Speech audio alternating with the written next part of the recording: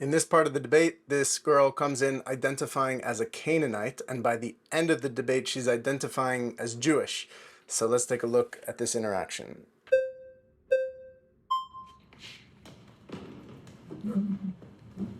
I like your keffiyeh. Sudra, thank you.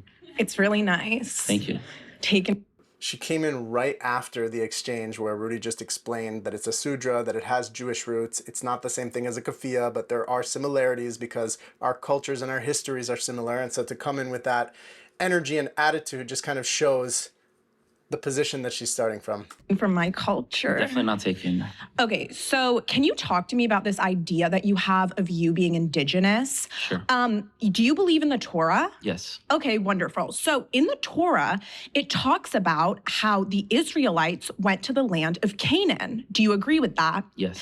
And in the Torah, it talks about how the Israelites shall go to Canaan and slay the people there with the sword and then take over that land. Do you agree with that? No. Okay, so in the Torah, it talks about Abraham, who came from the land of Ur, not from the land of Canaan. Canaan is modern-day Palestine. So if I, a Palestinian, take a DNA test, which I have, my DNA comes back almost entirely Canaanite, okay?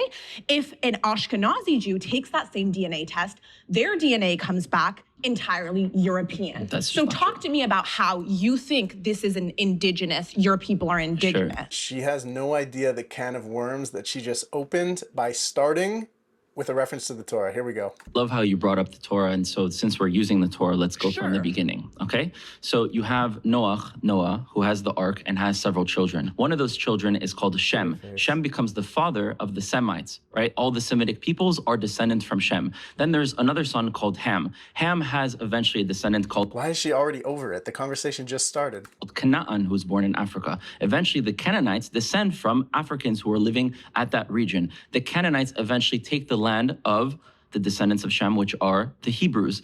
The descendant of Shem is Ever. The descendants of Ever are the Ivrim, the Hebrews. The Canaanites actually take the land of the Hebrews, which causes the Hebrews to be displaced. That is why Abraham is born in displacement. He's actually the first Zionist. He's the first Jew returning to his ancestral homeland and being able to live there, but doesn't yet have control over the land because the Canaanites still control. Fast forward 2 generations later to the 12 tribes with Joseph. They end up in Egypt. They spend time in slavery and eventually, eventually they come back again to their ancestral indigenous land of the Hebrews that the Canaanites had taken over. And then there are 3 conditions for the Canaanites. Either you live with the rule of law, you fight us, or you leave. Some left. Some decided to live with the rule of law of accepting the 7 laws of Noah, no idolatry, no killing, no stealing, no immoral sex act. And those who didn't went into war. She is super impatient. So now you talked about DNA.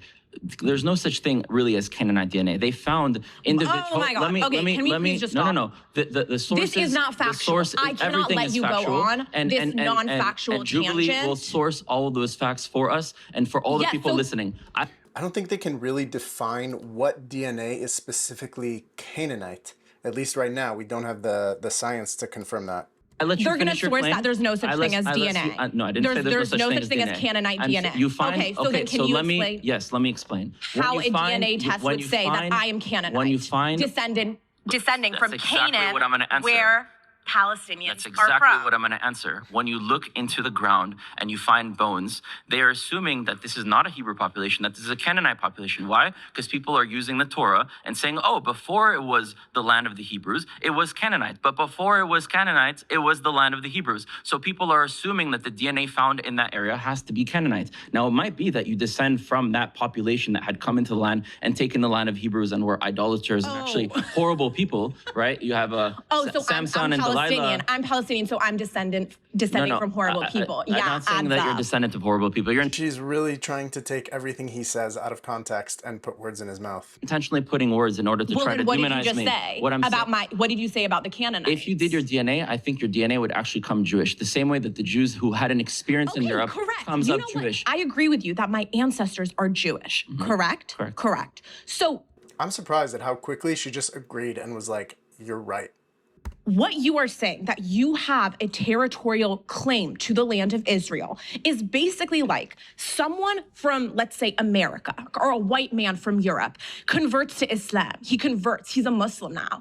And then he says, okay, so in this land, there have been Muslims for generations. I'm going to go to this land. I am Muslim, and it is my land now. False premise. Okay? So just because you are of a religion does not mean that all of your descendants have that DNA and are from that land, right? So yes, my ancestors were Jewish. They are my ancestors, and they came from that land. I have similar DNA to them. But if someone in Europe is Jewish, that does not suddenly make them indigenous to the land. I'm glad that we changed from you being Canaanite to originally being descendants of the Jewish people, because that's more accurate.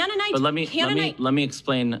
To be a Jew is a descendant of an ancient civilization. Even if you don't believe in God and the Torah, you're still a Jew. Okay, so before the Torah, what were those people? And Hebrews. And in order to become a Jew, you have to go through years of a process of adopting an identity. So they have been Hebrews for years. Yes. This is one of the biggest points, in that if a person becomes a Jew, it is a completely different process than a person who becomes a Muslim or becomes a Christian. And so you can't really put them into the same category, because converting is not just converting into a spiritual belief system, but it's joining a nation, a group of people that is now your family. And so just because they use the same word doesn't mean that it's the same actions. Generations, thousands of years. Now, the Jews in Europe, which is not the majority of the Jewish people even in the land of Israel, the Jews who live in Europe had an external experience. They are not converts from Europe. They are indigenous people who went to Europe. When does it end, though? So if you look at other indigenous populations, Tibetans, Yazidis, Kurds, Native Americans, the population comes from guys.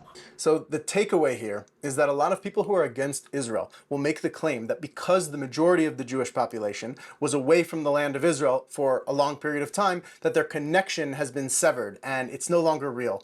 But it's not a fair argument to make, because the reverse could be said about Palestinians, who now the majority of them are outside of that land, and there's not a certain amount of time that will pass in which their connection will just disappear, become invalid. So as long as the identity has been preserved, the connection to the homeland is going to be preserved. And each side needs to really accept that and embrace that for the other if we're ever going to, when we're ever going to build a healthy, realistic future in this land.